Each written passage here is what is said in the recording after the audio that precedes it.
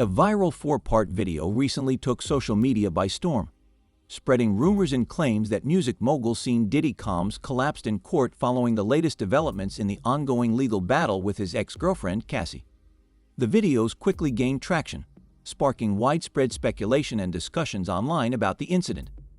However, the authenticity of these claims remains unclear as no official reports have confirmed such an event. The buzz around the video has caused a whirlwind of reactions, with many speculating about the possible implications for Diddy's personal and professional life in light of the ongoing legal proceedings. After hearing the news that bail was denied, Combs looked back at his 3 sons who were sitting about 3 rows behind him and patted his chest. When I asked his attorney what Combs said to him after that news, he said, quote, "I'll see you tomorrow." Why? Because they will be back in court tomorrow. After hearing the news that his bail had been denied, Combs looked back at his 3 sons, who were sitting about 3 rows behind him, and patted his chest. When I asked his attorney what Combs said to him following the decision, the attorney replied, "I'll see you tomorrow," explaining that they would be back in court the next day to challenge the bail denial. That afternoon, Combs entered the courtroom dressed in a black t-shirt and gray sweatpants, maintaining a focused demeanor. He mostly kept his attention on the judge, occasionally glancing at his attorney as they spoke. The 54-year-old hip-hop mogul faces charges of sex trafficking, racketeering, and interstate transportation for prostitution, following a month-long investigation by Homeland Security. Prosecutors allege that Combs exploited his business empire to coerce women into engaging in sexual acts with professional sex workers at events he referred to as freak-offs. As he entered the courtroom, the once glamorous music mogul appeared notably more disheveled compared to his previous court appearances, looking a little rough around the edges. Talked a lot about someone who could be a major witness at a trial, someone who is most likely cooperating with the government, someone whose allegations against Combs, I think it would be fair to say, make up a huge part of the current indictment. I'm talking about Cassandra Ventura, Cassie, Combs' ex-girlfriend. The shocking claim of a man in an orange jumpsuit collapsing in a courtroom instantly grabbed attention. While that footage has since been debunked as misleading, the drama unfolding both inside and outside the courtroom is very much real. Today, Cassie, formerly known as Cassandra Ventura, steps forward with new evidence, adding even more layers to the already complex legal and personal unraveling of Diddy. As the case continues to evolve, the questions surrounding what's happening behind the guarded prison walls and closed court doors grow more pressing. Could these explosive new details alter a legacy that's been decades in the making? As historically has had tremendous problems, and the problems aren't resolved. To begin with, the idea that Diddy has been handed a life sentence is completely unfounded. No judge has delivered such a verdict, and there hasn't been any live-stream moment to suggest he collapsed in court. Instead, the reality of the situation is much more grounded in the legal process. Diddy now finds himself detained at Brooklyn's Metropolitan Detention Center, facing a series of grave charges, including coercion and abuse.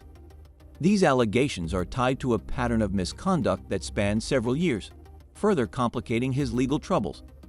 As the case progresses, the music mogul is confronting the full weight of accusations that threaten to tear down everything he has built over the decades. He collapsed in court because he heard his sentence. I didn't see that video. So there was a huge article and it pretty much said Diddy heard his sentence and collapsed. Okay. Because he was in shock. This is a picture of him collapse. That's not Diddy, bro. That's not Diddy, man. That does not look like him. That does not look like him. But did you see his mugshot? It didn't look That like didn't him. look like him either. That's what I'm saying. It was way thinner. It was weirdly It shaped. was weirdly You know what he looked like? You know the alien? Initially, Diddy's legal team had hoped that he could await trial under house arrest at his mansion. However, they are now pushing for him to be transferred to a prison in New Jersey, citing the deplorable conditions, rampant violence, and a troubling number of deaths within the current facility. On Wednesday, his lawyer revealed that he is being held in a special housing unit with added security measures, which only adds to the tension surrounding his case. The viral video series, first posted by TikTok user Wade Wilson Cree on November 11th, quickly gained traction, amassing over 400,000 views. The video included a series of images, a man in a wheelchair, a sudden collapse, and an overall sense of defeat. These visuals, though striking, offer only a glimpse of the deeper, more unsettling truth behind the headlines. Beyond the digital frenzy of the video lies a darker story. A once celebrated music mogul, now weighed down by the consequences of his own actions. The narrative of success and power is giving way to one of accountability and struggle, and the music executive is now facing the harsh realities of his past decisions. Subramanian, he didn't bite on that, and Diddy's bail was denied for the third time. According to a report from the Daily Mail, that's why Diddy had a breakdown. Reports indicate that during the Christmas season, a time typically associated with warmth, family reunions, and festive joy, Diddy experienced a severe emotional breakdown while being held behind bars. According to one source, the once immaculate record producer, whose physical appearance has noticeably deteriorated, with more gray hairs and a thinner frame, desperately pleaded with prison guards to be taken to a hospital for medical observation. His request, however, was reportedly denied, leaving him to grapple alone with panic attacks in what many described as a nightmare holiday. Instead of celebrating the season, Diddy found himself struggling mentally and emotionally, isolated in his cell, facing the overwhelming pressure of his circumstances without the support he sought. Despite his high-powered legal team assuring him that a swift bail would be secured, the reality of Diddy's continued incarceration has only intensified public scrutiny. His legal team's promises have yet to be realized, leaving him still behind bars. Meanwhile, a court order has added a new layer of controversy to his already tense situation, mandating the destruction of his jail cell notes. This unprecedented move highlights the contentious nature of his detention, raising questions about the handling of his case and the potential lengths being taken to control the narrative surrounding his time in custody. As his legal battles continue, these developments only serve to deepen the intrigue and growing controversy surrounding his incarceration. The plot thickens even further with the emergence of Cassie's lawsuit, marking a dramatic shift that moves the focus from mere courtroom theatrics to deeply personal and shocking allegations. Cassie, who was once romantically linked to Diddy, has now come forward with accusations that have sent shockwaves through the music industry. Her legal action is not just about the intricacies of the case at hand, but it reveals a darker, more disturbing side to the mogul's personal life. The allegations made by Cassie bring to light troubling claims that have the potential to reshape the public's perception of Diddy, pulling back the curtain on a side of the music mogul that many never imagined existed. This twist in the saga elevates the stakes considerably, as personal and professional lines blur, leaving the music world grappling with the fallout. In legal filings in a Manhattan federal district court, Cassie alleges that after meeting in 2005, when she was only 19, Diddy began a deliberate pattern of control and abuse. The lawsuit accuses the mogul of manipulating her career and personal life, while subjecting her to both physical and sexual abuse. Cassie describes a disturbing series of events, including being coerced into disturbing encounters with male escorts, filmed during what were referred to as freak-off sessions, and suffering violent outbursts that left her with lasting physical scars and emotional trauma. In one especially disturbing account provided in the lawsuit, Cassie alleges that during an incident in 2016, Diddy followed her into a hotel elevator in Miami, where he then assaulted her. This troubling moment is captured in footage released by CNN, which sheds light on the dark reality behind the media headlines. Despite the shocking nature of the footage, Diddy later issued a public apology video on Instagram. In his statement, he expressed regret for his actions, claiming that he had sought therapy and rehabilitation to address his behavior. However, despite his apology, Cassie's claims and the emotional and physical damage she suffered remain undeniable, leaving a lasting impact that cannot be undone. The contrasting narratives surrounding Diddy's situation are as jarring as they are unsettling. On one hand, there is the viral clip, a sensationalized and largely debunked portrayal of a mogul in decline, created to shock and captivate the public's attention. On the other, there is the grim reality of a man under extreme pressure, both physically and legally, with his personal demons exposed for the world to see. Diddy's ongoing legal battles, his public breakdown during the holiday season, and the growing weight of Cassie's evidence have all converged to depict a once powerful figure now besieged by the consequences of his past actions. Amidst this turmoil, the discomforting lyrics within Diddy's own music catalog stand out in stark contrast.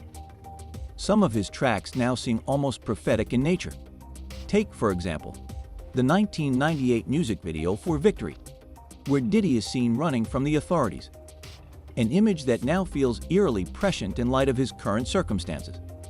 But perhaps the most unnerving song to revisit is his 1997 collaboration, The World Is Filled, which features lyrics that take on a darker significance today.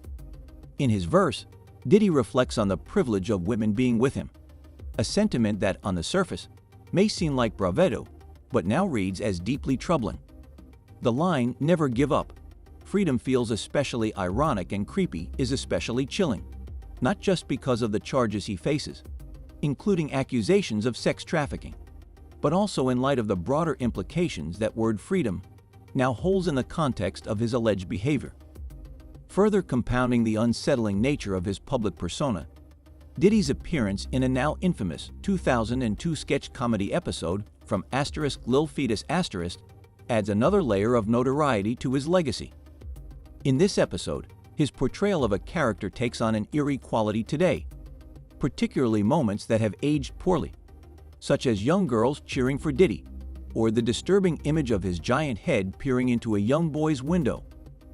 These moments, once likely intended as comedic, now contribute to a more uncomfortable reading of Diddy's legacy, one that intertwines his public image with darker accusations that have only gained traction over time. In one of the most cringeworthy moments of the scene, Jack Dessna and Brian Hearn are desperate to wake up Shane Lyons, but their attempts fall flat. Frustrated, they turn to Diddy, who hands them a toy helicopter with a chilling suggestion, telling them to shove it down Shane's pants in an effort to rouse him. When this bizarre tactic fails to work, Diddy, unfazed, takes things a step further. He hands them the remote control for the helicopter, a glint of mischief in his eyes, and the boys turn it on. What follows is a painful and uncomfortable awakening for Shane as the helicopter's sudden whirring stirs him into a world of excruciating discomfort, turning the already cringeworthy moment into one of painful absurdity. The absurdity of the situation is only heightened by the surreal combination of Diddy's involvement and the strange, invasive nature of the plan. Legal experts caution that the obstacles confronting both sides in this case are enormous. For Diddy's defense, dismantling a narrative that has been built up over years of alleged misconduct and personal unraveling will be a monumental task. It requires not just challenging the sensationalized footage that has flooded the internet, but also addressing the deeply human vulnerabilities that have come to light. These vulnerabilities include his reported emotional breakdown during Christmas and the noticeable changes in his demeanor during recent court appearances, which have only added fuel to the public's perception of him. On the other hand, the prosecution faces its own set of complicated challenges. They must carefully navigate the often murky waters of public opinion, ensuring that the high-profile and controversial nature of the case does not unduly influence the jury pool before the trial even begins. The power and polarizing effect of the case have already sparked intense public discourse, which could color the jurors' perspectives and jeopardize the fairness of the trial. Balancing the gravity of the allegations with the intricacies of legal strategy will require delicate maneuvering from both sides, as they each face immense hurdles in presenting their cases. The tension surrounding the case has been further exacerbated by a highly controversial move: the destruction of Diddy's jail cell notes, a decision reportedly ordered by the court. This action has raised eyebrows among critics who argue that it could severely undermine the ongoing investigation into his time in custody. Some believe that these documents could contain vital clues not only about Diddy's state of mind during his incarceration, but also about potential systemic issues within the detention facility itself. The destruction of such material raises more questions than answers, deepening the mystery surrounding his time in jail and fueling speculation about what other crucial details might have been hidden or concealed behind closed doors. As the legal proceedings unfold, this move only adds another layer of intrigue and uncertainty, leaving many to wonder what is being deliberately kept from the public eye. For Cassie, every new detail revealed in her case marks a crucial step in reclaiming her narrative and confronting a system that has long shielded powerful individuals while silencing the voices of the vulnerable. By filing her lawsuit under New York's Adult Survivors Act, a law specifically designed to provide survivors with a final chance to seek justice, Cassie has taken a bold stand, not just for herself, but for others who have been silenced by similar abuse. This decision represents a significant turning point, both in her personal journey and in the broader context of an industry that has struggled for years to confront and address the abuse hidden behind the glitz and glamour of fame and fortune. Her legal action signals a shift in the fight for accountability, challenging the deep-rooted structures that have allowed powerful figures to evade responsibility for far too long. As we witness these two parallel stories unfold, the debunked myth of a courtroom collapse alongside the deeply painful and real allegations in Cassie's lawsuit, a crucial question looms large. Will the truth ultimately break through the meticulously crafted facades of celebrity power? Or will the whirlwind of media speculation continue to cloud and distort the facts? The tension between the carefully constructed narratives surrounding high-profile figures and the raw, heart-wrenching accounts of those seeking justice underscores a battle that goes beyond the courtroom. It is a struggle to separate truth from distortion, to expose the reality behind the polished public personas. As the case progresses, the pressing question remains whether transparency will prevail or if the media's relentless noise will drown out the voices seeking accountability. Gandil has claimed that Diddy wields influence over some of the most powerful people in the country, suggesting that everything unfolding now is part of a carefully orchestrated conspiracy. According to Deal, Diddy's victims had long anticipated that these events would unfold, with many predicting the fires and turmoil surrounding him. Diddy, as Deal puts it, has always had a knack for gaining leverage over those who could potentially threaten him, using this influence as a kind of safety net, his backup plan. Now, it appears that this backup plan is coming into play as Diddy desperately scrambles to protect himself. Deal further reported that Diddy's network of control spans far beyond the entertainment industry, with pastors, politicians, and even athletes reportedly falling under his sway. The breadth of this alleged power, according to Deal, underscores the extent of Diddy's reach and the far-reaching impact of his calculated maneuvers. Stay with us as we continue to unravel the layers of this intricate case, where each new twist and turn only adds more fuel to the fire. Every revelation draws us nearer to understanding the true price of power unchecked and the consequences of those who exploit it. As this high-stakes battle intensifies, you won't want to miss a single update. To stay ahead of the curve and get the latest explosive developments, be sure to hit that like button, subscribe, and turn on notifications. The truth is slowly coming to light, and we're bringing you every crucial moment as it unfolds. Stay tuned, because this story is far from over.